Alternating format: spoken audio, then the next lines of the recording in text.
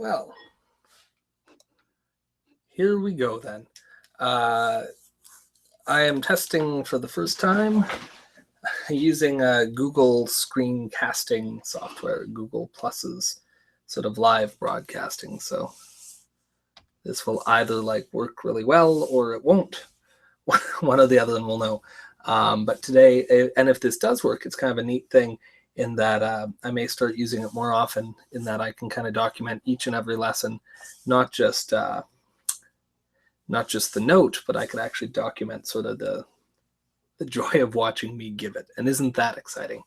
Anyway, we're starting our 5th unit today, which is grade 11 trigonometry. And there's going to be some different components to that for between the two classes, but for today's lesson, we're all doing the same review.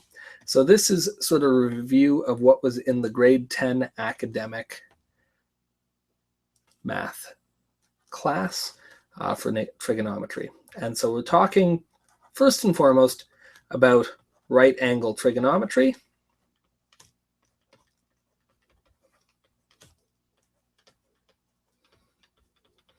And of course, this is the measurement of triangles that have a right angle. And so I've drawn a nice little right angle triangle here. So we're going to recall that for any right angle triangle,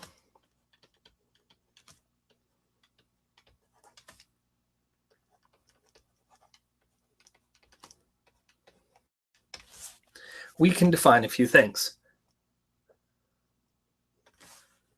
So I'm going to draw a nice right angle triangle here, and I'm going to draw it pretty big for the moment, because we're going to take a bit of time and actually talk about each of these things. So what defines a right angle triangle, of course, is that it has a 90-degree angle, a right angle. And I've drawn that here. And we're going to talk about what we measure when we look at a right angle triangle like this. And the first thing I want you to remember is that for any right angle triangle, we always have a longest side. And the longest side is always found across from the right angle. And it's referred to as the hypotenuse. And so there it is. And often we'll just call it h, but it's across from the 90. Now I'd also like to remind us that the other two sides we label relative to an angle that we're talking about. And we could be talking about either of these angles. It doesn't matter. But we're going to talk about this top one here. And we usually call that angle theta. All right, so over here we might mention that that is the Greek letter theta. So for any right angle triangle with an angle theta, known or unknown, we have the hypotenuse, which is always across from the 90. And then we have two other sides. And I'm going to give you 30 seconds to label them. We can pause the video. All right, we're back. Hopefully you remembered that we call the side across from our angle theta the opposite. It's not a complicated name. It's called the opposite because it is opposite from the angle theta or across from the angle theta. And then we label the remaining side adjacent. And hopefully you remember that adjacent just means next to or touching. So the adjacent side is next to the angle or touching the angle, and the opposite side is across from it. Now, why do we need to name the sides? Well, it's because of what trigonometry lets us do. Trigonometry basically is the relationship between the sides of the triangle and the size of the angle. So we're used to measuring angles in degrees, but what trigonometry tells us is that we can also define the size of an angle in terms of how big the sides of the triangle are. And that makes sense, of course.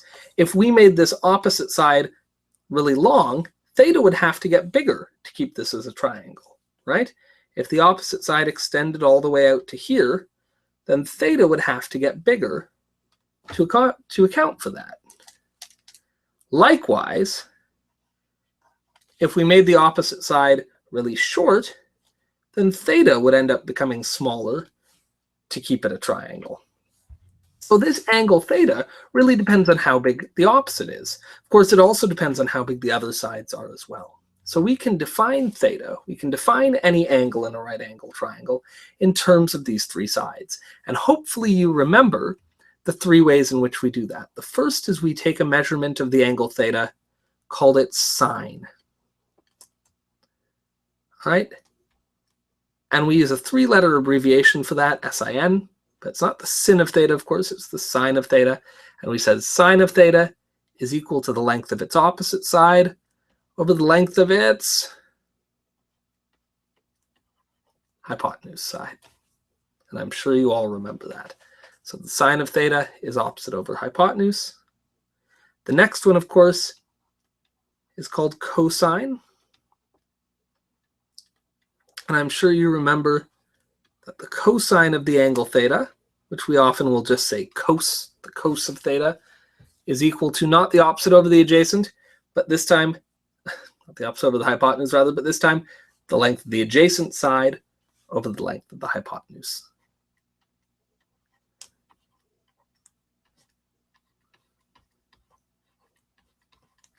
And lastly, the last measurement of an angle, sine, cosine, and lastly, tangent.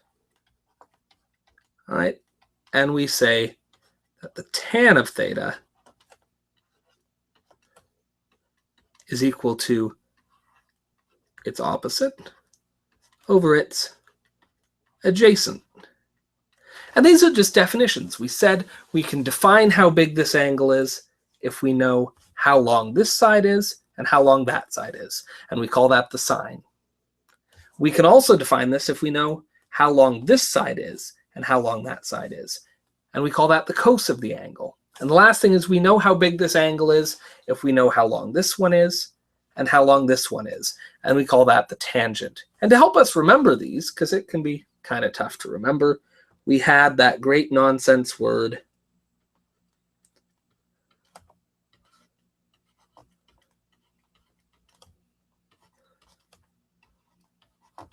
SOHCAHTOA.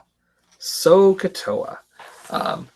Sine is opposite over hypotenuse, cosine is adjacent over hypotenuse, and tangent is opposite over adjacent. SOHCAHTOA.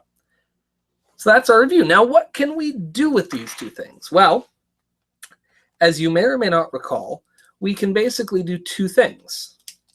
We can basically do two things if we know the sine, the cosine, or the tangent of an angle of a triangle. And the first thing we can do is find the length of an unknown side.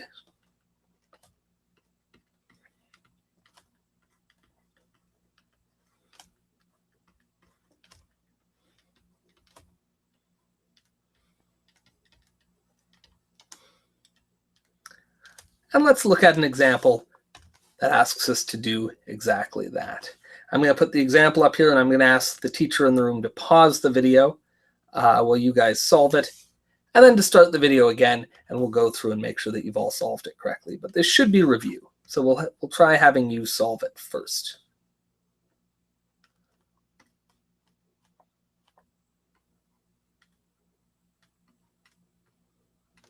But let's imagine that we have a triangle with an angle of 24 degrees. It's a right angle triangle with an angle of 24 degrees.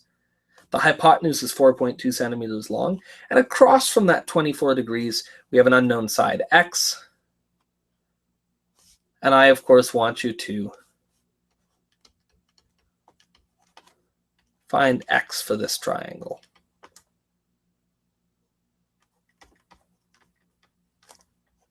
All right, so go ahead and take a minute and do that. Pause the video, and then we'll come back and see how we do. Okay, so hopefully you guys have already solved this, and hopefully you're going to find what I'm about to say very boring. But the first thing we have to do, just like we did up here, is label a triangle. So we have a right angle triangle, and we're going to label the sides. So the easiest one to label is always the hypotenuse. And we do that because the hypotenuse is right across from the 90-degree angle. And so there it is. Now, we remember that the other two sides get labeled according to our theta. And this is theta here.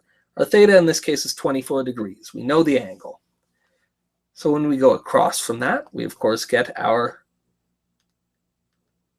opposite. And the side that touches theta is called the adjacent. Once we've done that, we need to determine which ratio we want to use. Whether we want to use the sine, the cosine, or the tangent of our 24-degree angle here. We determine that by looking at the side we know, which in this case is the hypotenuse, and the side we want to know, which in this case is the opposite. So we know the hypotenuse, so we're going to make sure we use that. And if we look here, well, sine has hypotenuse, so it's possible. And cosine has a hypotenuse, so it's also possible. So we're going to be either sine or cosine. Leave that up there, I guess. And then we want to know the opposite. And tangent and sine both have an opposite. And if we look, once we've looked at that, the ratio that has both what we need and what we already know is sine. So in this case, we're going to use sine. I'm going to make a little note of that. We use sine theta because it has, well, we don't need to make a note of that. Actually, I take it back. We're going to use sine theta because it has what we need to know. But I'm not gonna get too pedantic here and clutter this. So we say the sine of theta is equal to the opposite over the hypotenuse, which we get from SOHCAHTOA. Sine is opposite over hypotenuse. It's our definition. It means that this angle depends on how big this side is and how big that side is. And as soon as we've written it down, we can substitute numbers in. So we write it again, sine, but not theta. We know theta. Theta is 24 degrees. So we say sine of 24 degrees is equal to, make our fraction, then opposite. I don't know the opposite. It's my unknown x. So we're going to put the x up there. And it's over hypotenuse, which we do know. That's 4.2 centimeters. And I'm not going to worry about units after this, but I'll put it here just because I'm a science teacher and I love units. We want x all by itself, so we have to move anything that isn't an x. We have to move the 4.2 centimeters to the other side. Now, of course, over here, 4.2 centimeters is involved in division. So when we move it to the other side, it's going to do the opposite operation. And the opposite operation of division is multiplication.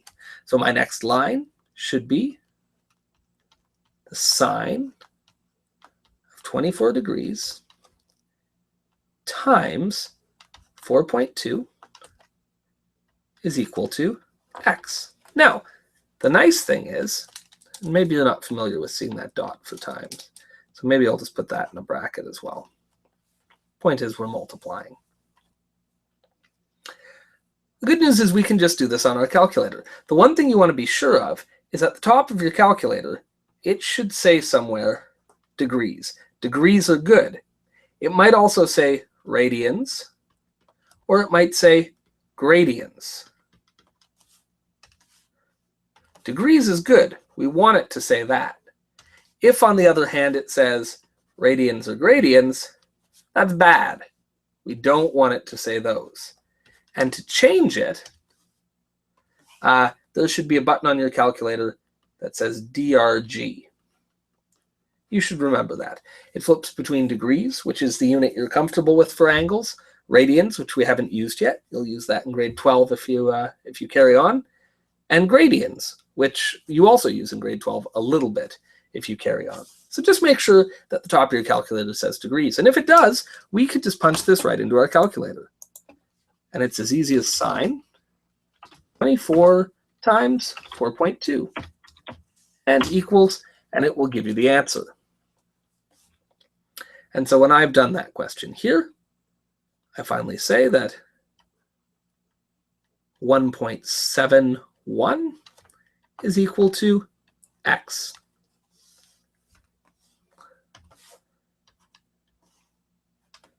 And I'll answer the question. I'll say, therefore, the unknown side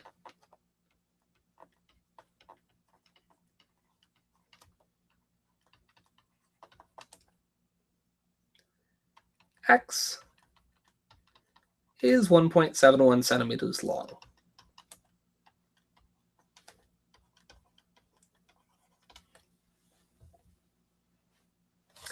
So again, we put our ratio in, we put the numbers we needed in, we rearranged it, we plugged into our calculator, and we solved. And that's how we find the length of a side using right-angle trigonometry, which of course should be review. Now the other thing we can do with right-angle trigonometry is not find a side, but we can also use it to find an unknown angle.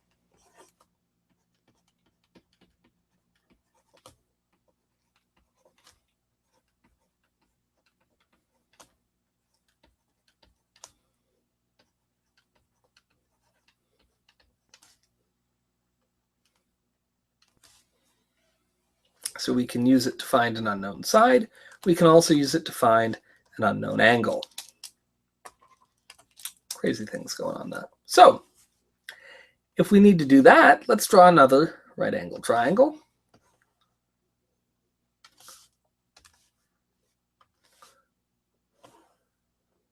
Let's say there it is.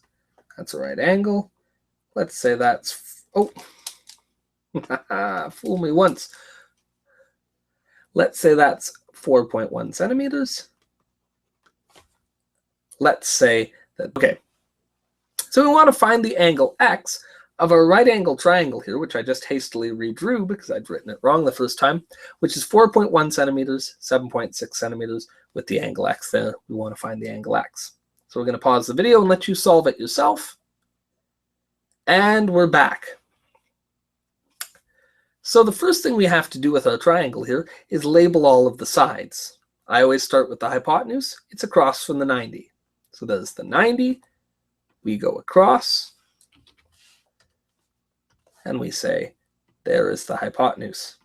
Now we remember the opposite and the adjacent depend on our angle theta. There's our angle theta. We go across from our angle theta, opposite our angle theta, and we get the opposite side. We go next to our angle theta, adjacent to it, and we get the adjacent side. And now we've labeled a triangle. I might even put a theta there so I know which side is which. Now we again have to remember that we want the adjacent and the hypotenuse, because those are the two sides I know. So in SOHCAHTOA, cosine has an adjacent and tan has an adjacent. Sine has a hypotenuse, cosine has a hypotenuse, and in the end, cosine is the one that has both ratios that we need. So in the end, when all's said and done, that's the ratio we need. Wow, I really struggled to erase that. I don't really know why I bothered. But there we go.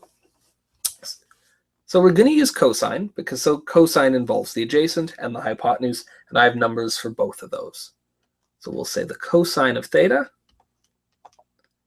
is equal to the adjacent over the hypotenuse. Just like that. And once we've done that, we can rewrite this and sub some numbers in. So we can say the cosine of theta is equal to 4.1 centimeters, because that's the length of the adjacent, over 7.6 centimeters, because that's the length of the hypotenuse.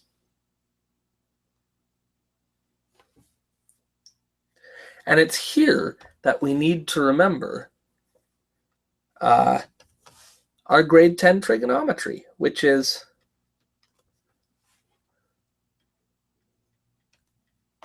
sine inverse, which we denote as sine with a -1 up here, but we call it sine inverse cos inverse, and tan inverse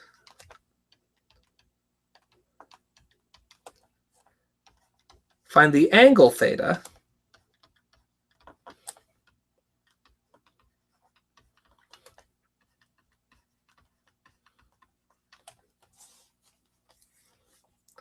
when we know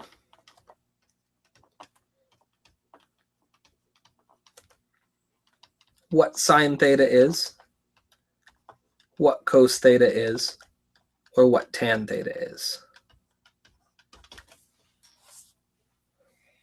So we can use these inverse functions to go from the cosine of an angle to the angle itself. So if the cosine of some angle theta is 4.1 over 7.6, we can use the cos inverse to get the angle itself. And so if we really wanted to show it, we could really say this. We could say it's like the cos inverse on the left and the cos inverse on the right. We do the same to both sides.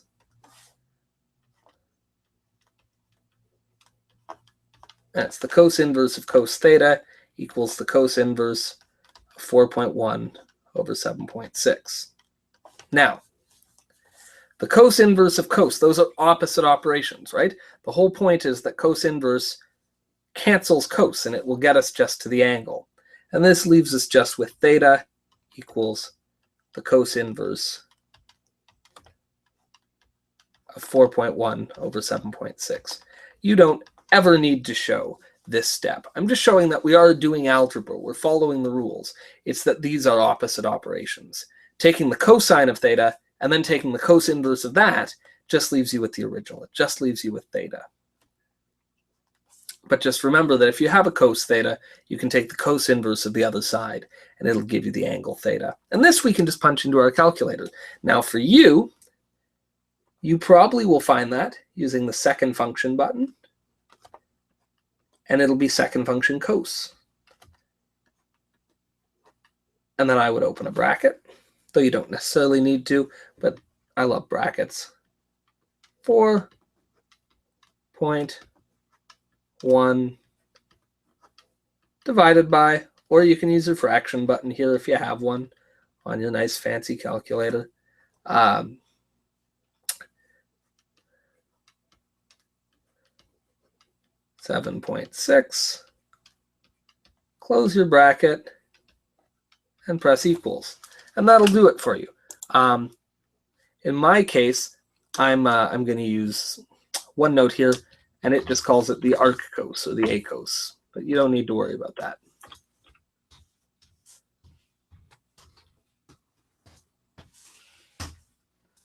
And it will do the math for me, and it will tell me that the angle theta is equal to 57.4 degrees. And it's worth keeping in mind that this isn't something you can figure out mathematically.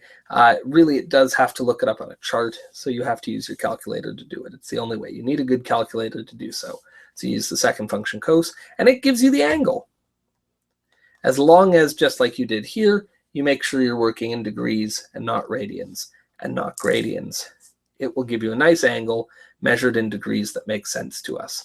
So yes, it's true that the cosine of this angle is 4.1 over 7.6. We could even turn that into a decimal. But a cosine of 0.5395 doesn't mean much to us. We can't really picture that. But I think most of us can picture an angle of 57.4 degrees. And so there it is. And then, of course, we always like to actually answer a question. So I would make a therefore statement. I would say, therefore, the angle theta, or the angle x, right, is 57.4 degrees. Done. And that's all you need to know.